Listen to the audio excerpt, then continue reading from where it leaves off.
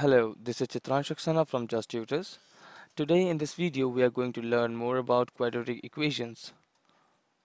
This is the main objective of today's video, that we will learn how to solve any quadratic equation using discriminant method, which is also known as quadratic formula. Before that, we'll try some warm-up questions to check our prerequisite knowledge.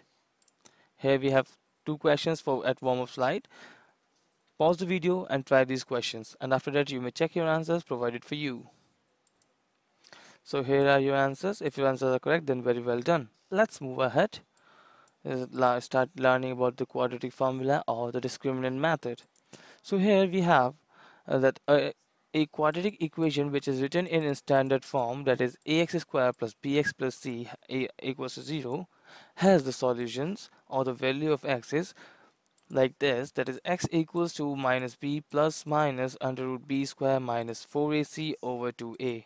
Here the plus minus sign means that there are two answers which can be separated out using once a positive sign and the next time we can use the negative sign.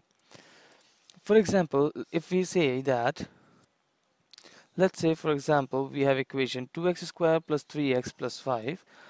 On comparing this equation with the general equation, we'll get a equals to 2, b equals to 3 and c is equal to 5. Now putting these values of a, b and c in this formula, we'll get the answer for this equation or the roots or solutions for the x. Here we can see we have an root that b square minus 4ac. This is known as discriminant of the equation, that is represented by the capital D. Capital D equals b square minus 4ac. This discriminates or tell us about that what type of solution we'll have or we may have on solving it.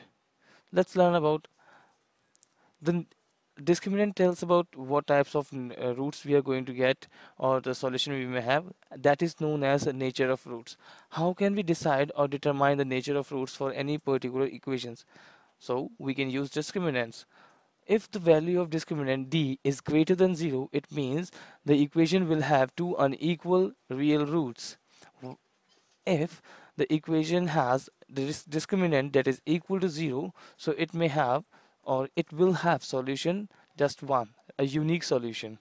And if value of d discriminant is less than 0, that means negative value, it says that we will not get any real solution, or the solution we get will be imaginary. Moving ahead to the next slide, we have some practice questions. In order to try these practice questions, you could pause the video and give them a try.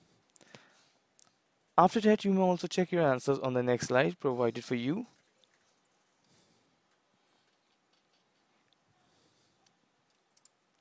Here we have answers for all those practice questions. If your answers are correct, then very well done. You have made a tremendous progress using quadratic formula or the discriminant method. And if your answers are not correct, then don't worry. Just watch this video once again and try these questions again.